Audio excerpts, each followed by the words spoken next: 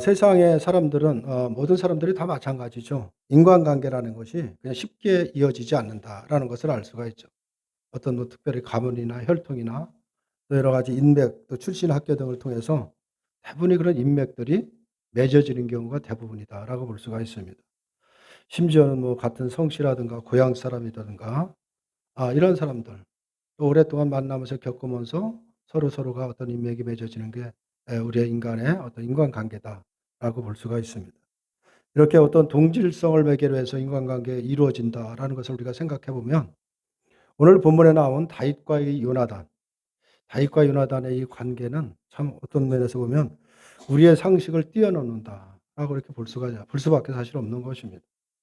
이렇게 다윗과 요나단의 관계, 정말 이렇게 그 관계를 우리가 하나하나 살펴보면 '이게 정말 가능한가?'라고 할 정도로 요나단이 고백한 다윗을 자기 생명처럼 사랑한다라고 하는 그런 관계를 보면 '참 대단하다.'라는 것을 우리가 생각할 수밖에 없습니다. 오늘 1 절을 보면 이렇게 시작을 하는데 다윗이 라마 나윗에서 도망하여 요나단에게 이르되 "내가 무엇을 하였으며 내 죄악이 무엇이기에 내 아버지 앞에서 내 죄가 무엇이기에 그가 내 생명을 찾느냐"라고 이렇게 하소연을 하고 있는 것입니다. 사울이 사실 라마 다윗 나윗에 있는 다윗을 잡아 죽이기 위해서 라마로 갔지만은 그것을 알고 바로 다윗이 그 자리를 피해서 아마 요나단에 와서 요나단을 찾아와서 지금 하소연을 하고 있다라고 볼 수가 있습니다. 그래서 비록 사울이 사실 뭐 하나님의 영이 임했다고는 하지만 그가 온 목적이 무엇인지를 알기 때문에 다윗은 아마 그 자리를 피한 것이 아닌가 우리가 생각을 할 수가 있습니다. 그래서 지금 그 요나단에게 와서 "도대체 네 아버지는 내가 무슨 일을 졌길래 내 생명을 이렇게 찾느냐. 나를 죽이려고 하느냐." 이런 하소연을 하고 있는 것이고 거기에 대해서 또 2 절에 보면 대답이 요나단의 대답은 요나단이 그에게 이르되 "결단코 아니라 내가 죽지 아니하리라. 내 아버지께서 크고 작은 일을 내게 알리지 아니하고는 행하지 아니하나니 내 아버지께서 어찌하여 이 일을 내게 숨기리요 그렇지 아니하리라." 라는 이런 말로 "그런 일이 없을 것이다." 라는 것이죠. 사울이 다윗을 죽이려고 한다는 것을 지금 부인하고 있다라고 볼 수가 있습니다. 요나단도 사울이 다윗을 죽이려고 아버지가 다윗을 죽이려고 하는 것을 알고 있었죠.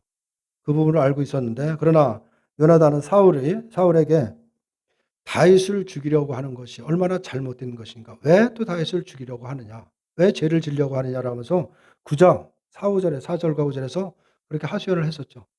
"그렇게 해서는 안 돼. 죄를 지어서는 안 된다."라고 하면서 아버지한테 설득을 시켰습니다. 그러자 6 절에서 사울이 하나님의 여호와 하나님이 살아계심을 두고 맹세를 합니다.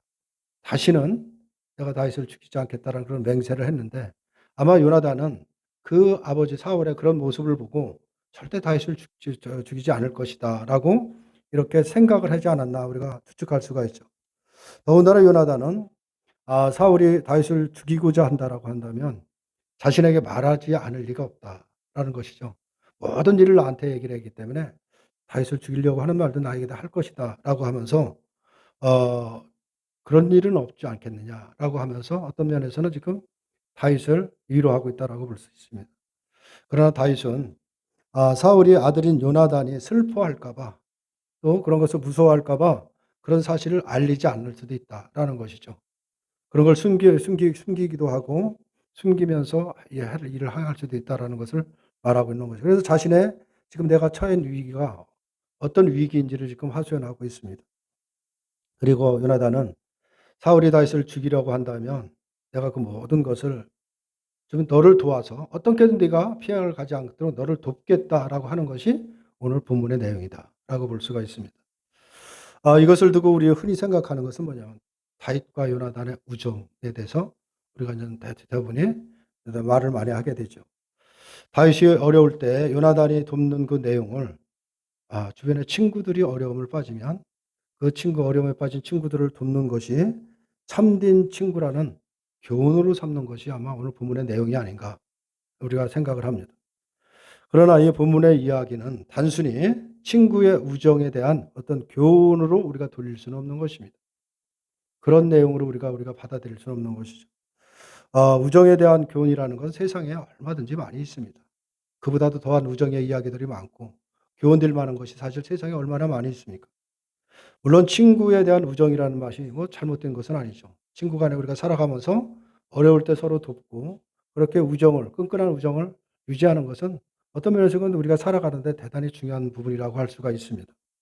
그러나 이 오늘 본문을 가지고 참된 친구의 우정이라는 교훈으로 생각한다는 그 자체가 어떤 면에서는 바로 성경의 존재 의미를 전혀 모르는 것이고 성경을 하나의 윤리적인 윤리의 도덕 교과서 정도로 보고 있다라고 말할 수밖에 사실 없는 것입니다.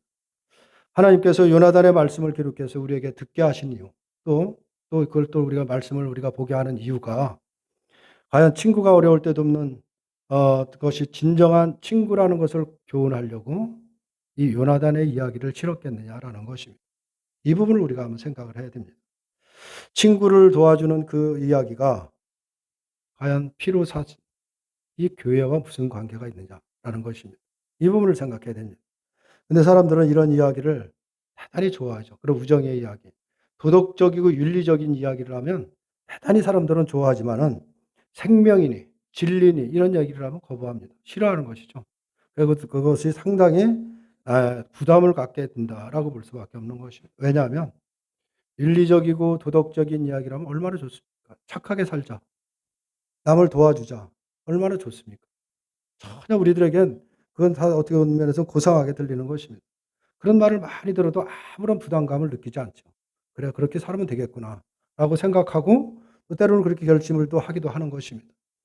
그런데 진리니 생명이니 이런 얘기를 하면은 마음에 와닿지도 않고 '그게 나하고 지금 무슨 상관이 있느냐.'라고 하면서 부담만 갖는 것입니다. 윤리적이고 도덕적인 이야기들이 다 성경에 있는 얘기가 아니냐라고 이렇게 또 반문을 하기도 하는 것입니다. 성경이 우리에게 교훈하는 것이 착하게 살고 바르게 살라고 가르치는 것이 아니냐라고 이렇게 얘기를 하고 또 성경이 그런 내용인 줄 알기 때문에 오늘 본문에 이런 내용들을 갖고 어떤 우정이니 서로가 더 돕는 도와줘야 되니 이런 쪽으로 우리가 생각할 수밖에 없다는 사실을 우리가 생각해야 되는 것입니다. 그러니까 우리가 늘 십자가를 말해 놓고 늘 착하게 삽시다. 이웃을 도와주십시다라고 하면 그것이 하나님의 뜻이고 그것이 성경 말씀이라고 받아들이는 것입니다.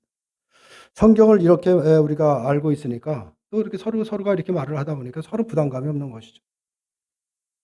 그 말씀을 선포하는 목사님도 전혀 부담감이 없고 착하게 살으라는데 또 서로 이웃을 돕으면서 섬기라고 하는데 무슨 부담감이 있겠습니까? 또 듣는 성도들도 전혀 부담감이 없는 것입니다. 소위 마음의 양식이라고 또 좋은 말씀을 들었다라고 이렇게 마음에 생각을 하고 또 때로는 내가 그렇게 살아야 된다는 그런 마음을 갖기도 하지만 그것은 우리가 살아가는데 사실 어떤 도움이 될지는 몰라도 그것이 성경하고는 사실 관계가 없다라는 사실도 우리가 생각을 해야 됩니다. 그런데 만약에 이런 식으로 교회가 이런 풍조로 흘러간다라고 한다면 결국은 성경은 필요가 없습니다. 성경이 아무런 필요가 없다라는 사실을 우리가 기억해야 됩니다. 세상의 윤리나 도덕 교과서만 갖고 우리가 그걸 적용하고 살아도 얼마든지 착하게 살고 이 땅에서 정말 좋은 사람이라고 칭찬을 받는 그런 사람으로 얼마든지 우리가 살아갈 수 있는 것입니다. 사실 이 교회에서도 수많은 설교가 쏟아지죠. 여러 가지 매체에서 뭐 하루에도 수백 편 엄청난 설교가 쏟아집니다.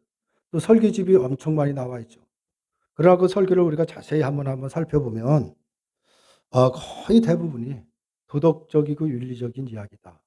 우리 인간 살아가는 문화적인 이야기 밖에 사실 없다라고 해도 과언이 아니다라고 볼 수가 있습니다.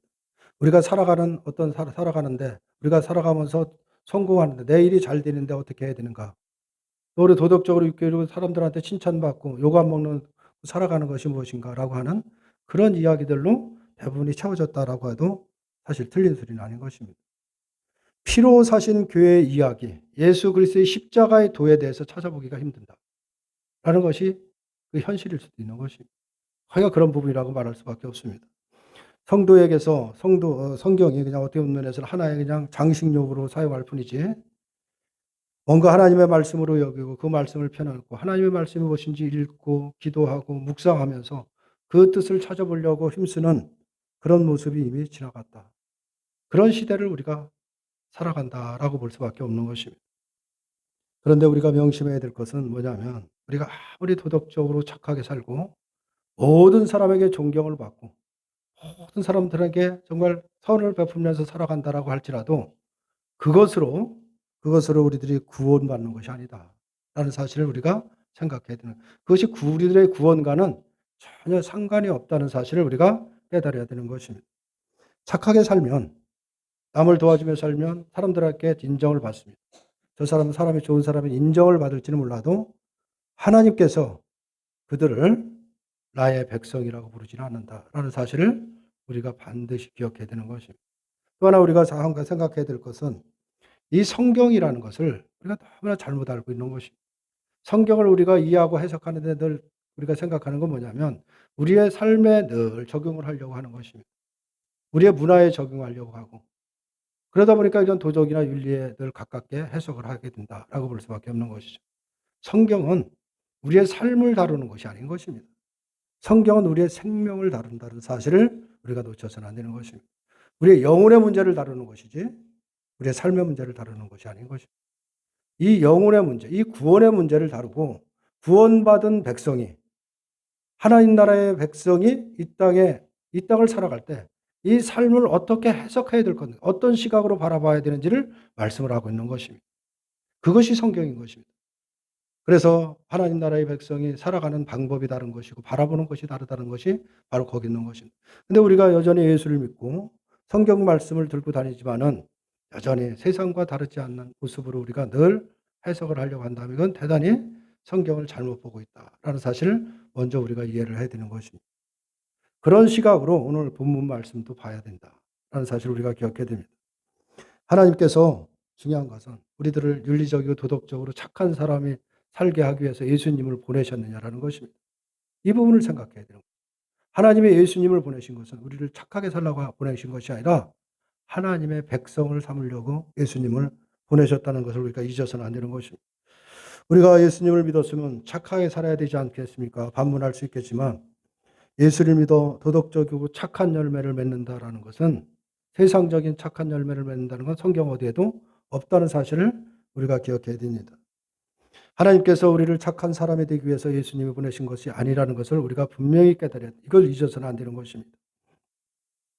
그래서 우리가 예수를 믿었으면 물론 이 땅에서도 욕을 먹어서는 안 되죠. 그러나 중요한 것이 있습니다. 우리는 예수를 믿고 하나님 나라의 백성이 되는 순간부터, 우리가 거듭난 순간부터는 우리의 삶의 모든 기준은 여기에 있는 것이 아니라 하늘에 있다는 사실을 우리가 늘 명심해야 되는 것입니다. 우리가 그러면서 우리는 뭐 세상에서도 착하게 살고 착한 열매를 맺어야 되는 것이 성경의 말씀이 아니냐라고 하지만 그런 말씀은 없는 것을 우리가 생각을 해야 됩니다. 에베소서 5장 9절에 보면 거기에도 그런 말, 빛의 열매는 착함과 의로움과 바로 진실함에 있다는 말은 있지만은 그 착함이라는 것이 세상적인 착함을 말하고 있는 것이 아닌 것입니다. 그런 착함을 말하는 것이 아닌데 우리는 늘 세상적으로 도덕적인 인간을 되는 것처럼 생각을 하는데 그런 것이 아니라 세상이 볼 때 착한 것이 아니라 하나님이 보실 때 착함을 말하고 있는 것입니다. 그렇다면 하나님이 보시기에 착함은 뭐냐는 것이죠. 하나님이 보시기에 착한 것은 다른 것이 아니라 예수님, 하나님이 이 땅에 보내신 예수님을 믿고 사는 것입니다. 그것이 착함이다라는 사실을 우리가 놓쳐서는 안 되는 것입니다. 예수님을 보고 예수님을 나의 마음의 중심에 두고 살아가는 것, 그것이 하나님이 보시기에 가장 착한 모습이다라는 사실을 기억해야 됩니다. 왜냐하면 그것이 하나님의 뜻이기 때문이다라는 것입니다. 그런데 세상은 우리가 예수를 믿었다 해서 우리를 착한 사람으로 보지 않는 것입니다. 아무리 예수를 믿고 신앙생활을 잘한다 해도 그렇게 바라보지는 않죠. 그런데 하나님은 우리의 중심에 예수 그리스도가 있을 때 너는 나의 백성이라고 인정하신다, 그렇게 선포하신다는 사실을 우리가 늘 기억해야 되는 것입니다. 그래서 이 성경이라는 것은 우리들에게 예수 그리스도 그 한 분만을 증거하기 위해서 우리에게 성경을 주셨다는 사실을 우리가 늘 염두에 둬야 되는 것이죠. 이걸 명심해야 됩니다. 그래서 성경의 이 시각을 우리가 좀 다른 말, 성경의 시각을 좀 바꿔야 되는 것입니다. 늘 삶의 시각으로 우리의 육신의 문제 우리가 자꾸 거기다 적용하려고 하지 말고 우리의 영혼의 문제, 생명의 문제에 늘 우리가 적용하고 살아야 된다라는 사실을 우리가 기억해야 됩니다. 오늘 말씀도 이런 시각으로 우리가 보면 이 본문의 말씀이 색다르게 보이는 것입니다. 전혀 내가 보지 못하는 것이 또 보이게 된다는 사실을 우리가 기억하고 오늘 말씀을 보시길 바랍니다. 오늘 본문에 요나단이 다윗을 돕는 것을 보면 이건 사실 뭐 우리가 생각해도 도가 지나치지 않느냐. 어떻게 이럴 수 있느냐라고 할 정도로 좀 그렇게 요나단이 다윗을 돕고 있다라는 것을 알 수 있죠. 그것을 우정이라고 그냥 말을 하는데 사실 남자들의 우정이라는 것이 그 짧은 시간에 이루어지는 것이 아닌 것입니다. 오늘 만나서 그냥 우리 우정이 생기는 게 아니죠. 우정이라는 것은 오랜 시간 동안 서로 만나고 교제하고 때로는 미운정, 고운정 들어가면서 그렇게 생기는 것이 그것이 바로 우정이다라고 이렇게 볼 수가 있습니다. 그런데 요나단이 다윗을 만난 시기가 얼마인데 그렇게 길지 않습니다. 오랜 시간 만나고 교제한 것이 아니다라고 볼 수가 있죠. 그런데 요나단은 자기 아버지를 배신하면서까지 지금 다윗을 돕고 있는 것입니다. 사실 사울의 눈을 숙여가면서 다윗을 돕는다라는 것은 그런 아버지를 배신하는 행위와 다름이 없는 것입니다. 물론 요나단이 사울이 다윗을 죽인다라고 하는 것을 알기 때문에 그것이 잘못인 것을 알기에 그 행위를 어떻게든 막아보려고 하는 생각도 있을 것입니다. 그러나 15절을 보면 요나단이 고백하는 것이 있죠. 15절을 보면 다윗의 집을 자신의 집을 다윗의 대적이라고 이렇게 고백을 하고 또 하나님이 다윗의 대적들을 다시 말해서 자신의 집을 지면에서 쓸어버릴 것이다. 라는 이런 표현을 하고 있다라는 사실에 이 말에 우리가 주목을 해야 되는 것입니다.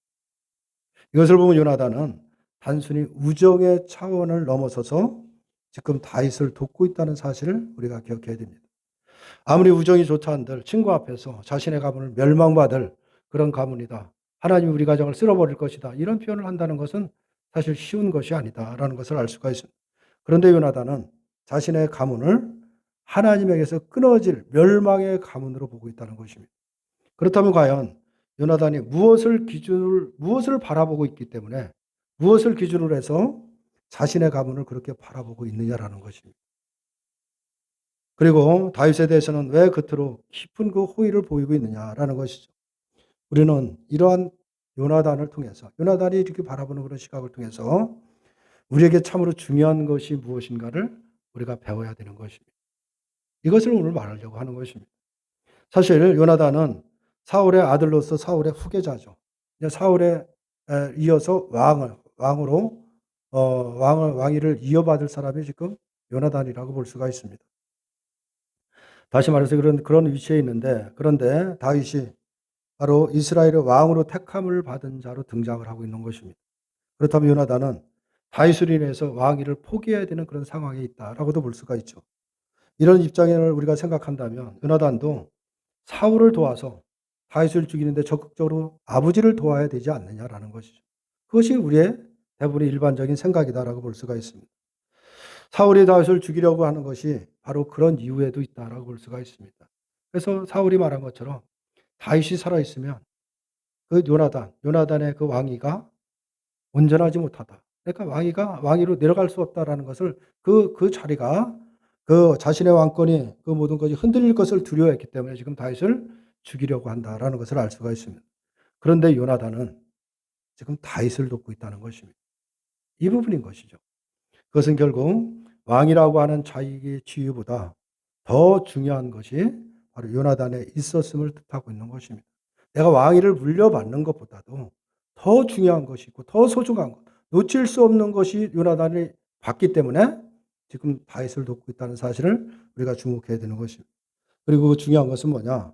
바로 오직 다윗으로 인해서 주어짐을 알기 때문에 아버지 사울을 배신하면서까지도 지금 다윗을 돕고 있다라고 볼 수가 있는 것입니다. 그러면 요나단은 다윗에게 무엇을 보고 있느냐? 그것이 14절에서 16절까지 하시는 말씀이다라고 볼 수가 있습니다. 14절에서 16절을 다시 보면 이렇게 말씀을 하고 있습니다. 너는 내가 사는 날 동안에 여호와의 인자하심을 내게 베풀어서 나를 죽지 않게 할 뿐 아니라 여호와께서 너 다윗의 대적들을 지면에서 다 끊어 버리실 때에도 너는 내 인자함을 내 집에서 영원히 끌어 버리지 말라 하고 이에 요나단이 다윗의 집과 언약하기를 여호와께서 다윗의 대적들을 치실지어다 하니라 라고 말하죠. 다윗과 맺는 언약의 내용인데 이것을 보면 요나단은 다윗을 단순히 그냥 친구로 보고 있지 않다라는 것을 알 수가 있는 것입니다. 요나단은 자신의 집이 하나님에게 멸망을 받을 때 살 수 있는 길은 오직 다윗의 집과 언약을 맺는 것이다 라는 것을 생각을 한 것입니다. 이것이 다윗 편에 서서 지금 다윗을 돕고 있는 이유다라는 것을 알 수가 있는데, 이것을 보면 요나단은 어떤 면에서는 참 대단한 사람이다라는 것을 알 수가 있는 것입니다. 이 부분을 우리가 놓치면 안 됩니다. 요나단에게 그냥 우정을 생각하는 것이 아니라 지금 요나단이 무엇을 보고 있는지를 우리가 깨달아야 되는 것입니다. 왜냐하면 요나단은 현실에 속는 사람이 아니다라는 것을 말하고 있는 것이죠. 우리가 속고 있는 것이 바로 이것입니다. 지금의 현실에 우리가 늘 속고 살아가는 것입니다. 지금 내가 살아가는 현실에 그것을 우리가 깨닫지 못하고 늘 살아가는데, 그건 뭐냐면 지금 내가 살아가는 삶이 평안하니까, 현실에 별 문제가 없으니까 나에게 멸망은 없을 것이다 라는 생각을 하고 살아가는 것입니다. 이것이 우리들이 현실에 속고 살아가는 것입니다. 그리고 나에게 별 부족한 것이 없으니까 내가 살아가는데 예수님도 별 필요가 없다라는 것을 느끼는 것도 그것도 현실에 속고 살아가는 것이다라는 것입니다. 이 부분이 우리가 늘 살아가면서 깨닫지 못하고 살아가는 것인데, 요나단이 볼 때에 바로 요나단의 현실에는 아무 문제가 없습니다. 왕의 아들이고 앞으로 왕위를 이어받을 사람이고 지금 살아가는데 현실에 전혀 문제가 없죠. 오히려 다윗이 그 현실을 보면 아주 이게 죽음의 위기에 처해 있는 그런 상황이라고 볼 수밖에 사실 없는 것입니다. 그런데 요나단은 어려움이 없는 현실에서 지금 무엇을 보고 있느냐 하면 자신의 멸망을 지금 보고 있다라는 사실인 것입니다. 오직 아직까지 오지도 않는 그런 일을 바라보고 있는 것입니다. 이것이 바로 우리가 생각해야 될 아주 중요한 점이다라고 볼 수가 있는데, 여기서 한 가지 생각해야 될 것은 뭐냐면 요나단은 왜 굳이 다윗과 언약을 맺어야 했느냐라는 것입니다. 자기가 그런 상황, 나는 멸망받아야 마땅한 존재라는 거, 하나님이 우리 가족을 어떻게 보면 이 땅에서 쓸어버릴 것이라는 걸 깨달았다라고 한다면 왜 지금 다윗과 언약을 맺느냐라는 것입니다. 하나님이 자신의 집을 그렇게 멸망시킨 걸 알았다면 요나단이 직접 하나님 앞에 엎드려서 하나님 앞에 기도하고 하나님의 도우심을 구해야 맞지 않느냐라는 것이죠. 바로 이러한 내용들이 오늘 우리에게 신앙이 무엇인가를 가르쳐 준다라고 볼 수가 있는 것입니다. 중요한 것은 뭐냐면 요나단이 자신의 집을 멸망으로 봤다는 것입니다.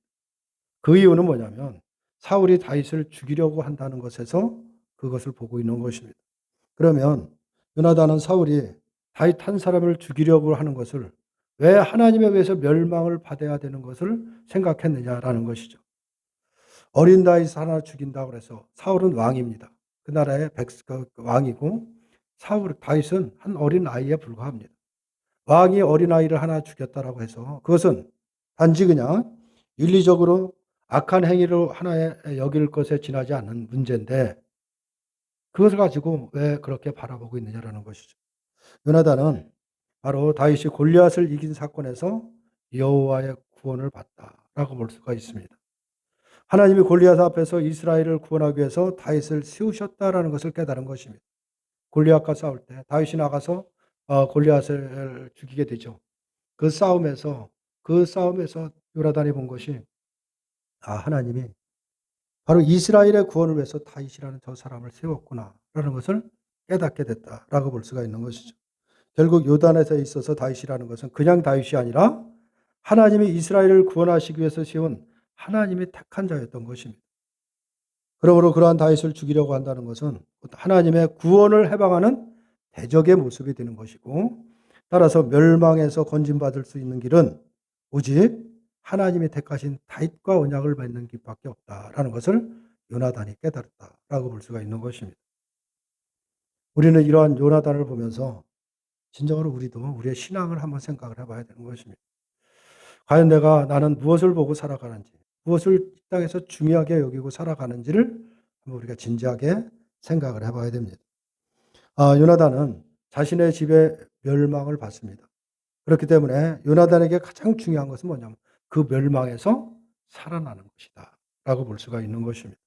그렇기 때문에 다윗에게 여호와의 인자, 여호와의 도움을 구하는 것입니다. 왜냐하면 다윗이 하나님이 세운 사람임을 알았기 때문이다 라고 볼 수가 있는 것입니다. 바로 요나단은 다윗에게서 지금 무엇을 받느냐 하면 바로 이것을 바라보고 있다는 사실을 우리가 생각을 해야 되는 것입니다. 그러면 지금 요나단이 다윗을 통해서 자기의 어떤 지금 구하는 것은 이 땅에 살아갈 때 혹시 일찍 죽을까 봐, 자신의 집안이 멸망을 받을까 봐, 그게 두려워서 지금 다윗에게 그런 언약을 맺었느냐라는 것입니다. 그런 인간의 우리의 생명을 우리가 육신의 생명을 구하기 위해서 지금 구하는 것이 아닌 것입니다. 이것은 영적인 말씀인 것입니다. 지금 요나단이 다윗과 언약을 맺은 것은 지금 구원의 문제를 다루고 있는 것입니다. 내가 이 땅에 살다가 오늘 죽을 수도 있고 내일 죽을 수도 있지만, 내가 우리 집안이 멸망받을 수 있지만 가장 중요한 것은 생명에 있다는 것을 알아. 영원한 생명, 그 구원을 위해서 지금 다윗에게 그 언약을 맺고 있고 다윗에게 지금 도움을 구하고 있다라는 사실을 우리가 생각해야 되는 것입니다. 그 영생의 문제, 그것을 다루는 것이지 육신의 문제를 지금 갖고서는 요나단이 지금 다루고 있는 것이 아니다라는 사실을 우리가 생각해야 됩니다. 우리들은 오늘 우리에게 중요한 것을 무엇을 바라보고 사는지를 한번 생각해야 됩니다. 진정한 참된 믿음. 우리가 믿음을 늘 얘기를 하지만 자신의 멸망을 보는 것부터 그 믿음이 시작되는 것입니다. 나의 멸망에서 하나님의 우리를 구원하시기 위해서 세우신 예수 그리스도를 바라봐야 되는 것입니다. 이것을 우리가 놓쳐서는 안 되는 것입니다.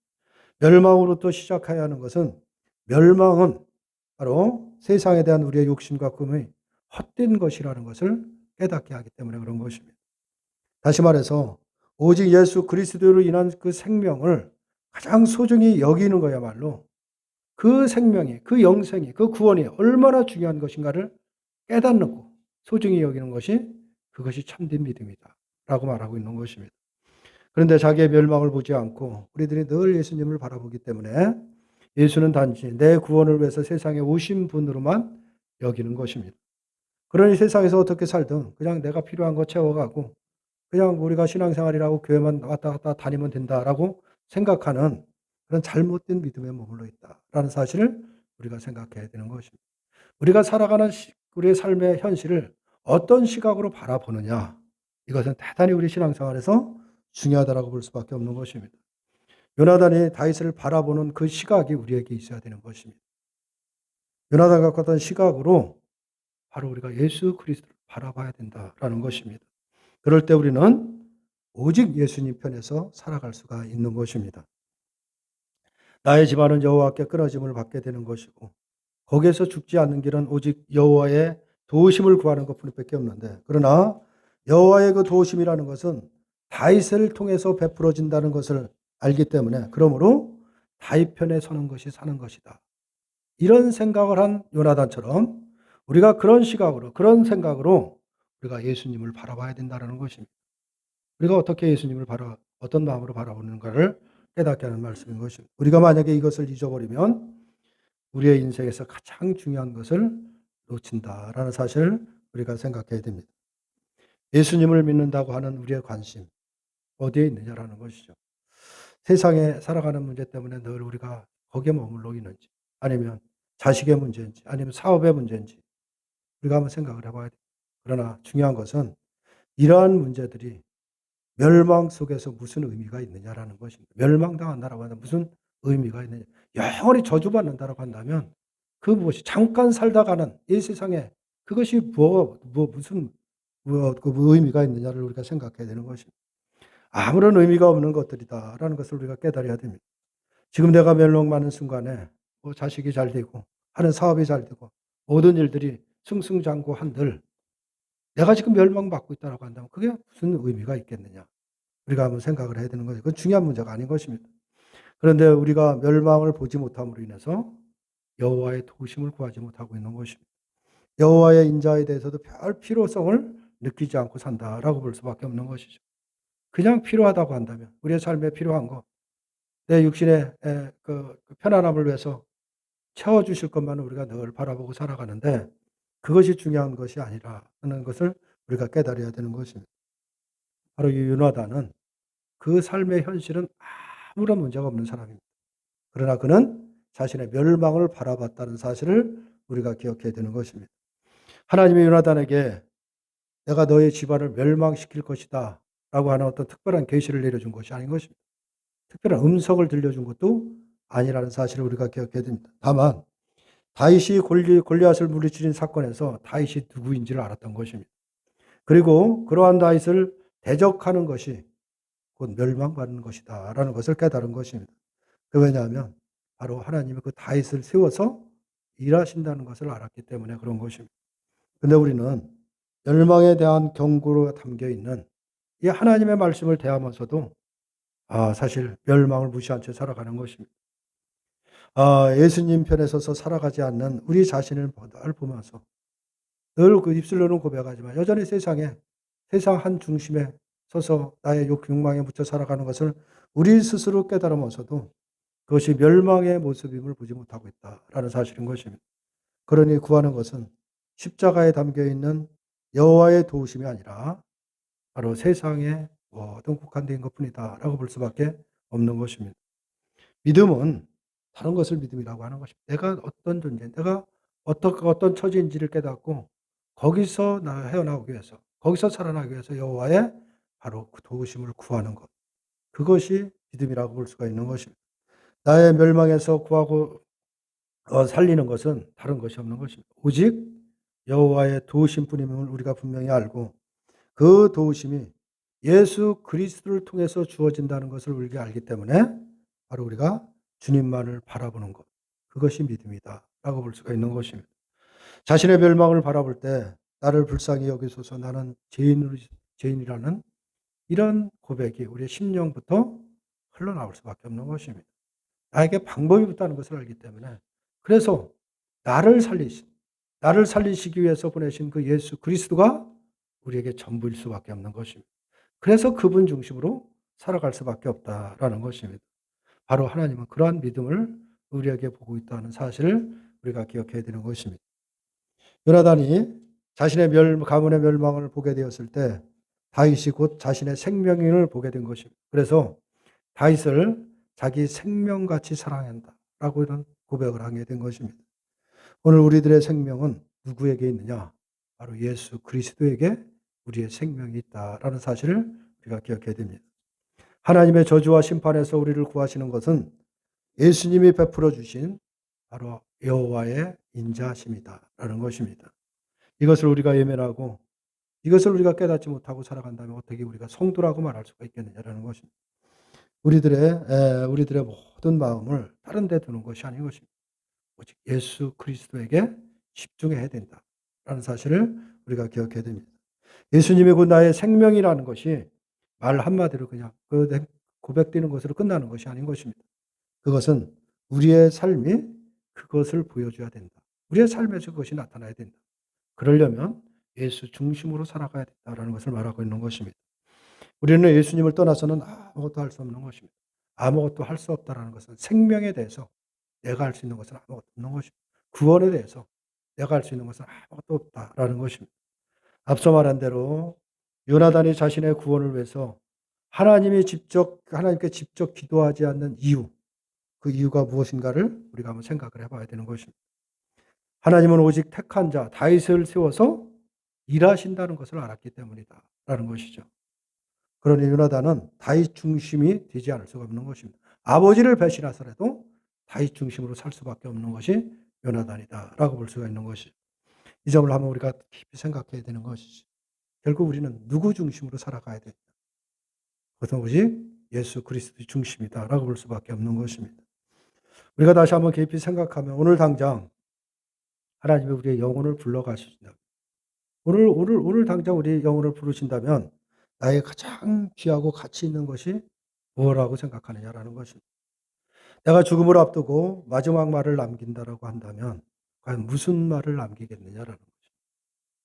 내가 아는 사람들에게 마지막 부탁을 한다면 과연 무슨 부탁을 하겠느냐 한번 생각해 봐야 되지 않느냐 것이죠.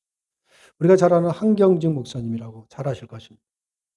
그분이 이제 임종을 앞두고 그 기도원에 올라가 산에 가서 계실 때 많은 목사님들이 찾아왔다고 합니다. 많은 목사님이 찾아올 때 또 많은 말씀을 하셨겠죠. 근데 한 번은 많은 목사님들이 타러서 위로하고 막 마지막으로 우리에게 한 말씀 하십시오라고 하면서 우리에게 어떤 도움이 되는 말씀을 해 주시길 바라고 있었는데 그분이 마지막에 많은 목사님들을 모아 놓고서 하신 말씀이 다른 말씀이 아닌 것입니다. 목사님들 예수 잘 믿으십시오라고 했다고 합니다. 그것밖에 없는 것입니다. 우리들에게 가장 내게 소중한 사람에게 마지막 말을 남긴다라고 한다면 무엇을 남기겠느냐? 예수 그리스도 중심으로 살아라. 그것밖에 없는 것입니다. 왜냐하면 그것이 가장 우리에게 중요한 문제이기 때문이다 라는 사실인 것입니다. 그러나 중요한 것은 우리가 마지막 때 남길 문제 말이 아니라 그 말을 지금 하면서 살아가는 것입니다. 지금 우리가 살아가야 될 것은 예수 중심으로 살아야 된다. 오직 예수 그리스도 안에 우리가 있어야 어떤 문제 안에서 모든 문제가 어떤 또 문제로 다가오지 않는 것이고 우리의 삶이 정말 주님이 기뻐하시는 삶을 살아갈 수 있다라는 사실을 우리가 고백해야 되는 것입니다. 그렇게 자신의 멸망을 바라보면서 정말 그렇게 예수 그리스도 중심 살아가기를 간절히 바라고 그렇게 선포하며 살아가는 자가 그리스도께 깨어 있는 성도다라고 볼 수가 있는 것입니다. 오늘 요단화단을 통해서 우리에게 이 말씀을 깨닫게 하는 것입니다. 과연 우리들은 하루하루 어떤 마음으로 살아가는지, 우리의 주어진 현실을 어떤 시각으로 바라보는지 깨닫게 하는 말씀이다라고 볼 수가 있습니다. 다시 한번 이 말씀을 통해서 우리의 신앙을 한번 돌아보시는 저와 여러분들이 되시기를 주님의 이름으로 축원합니다.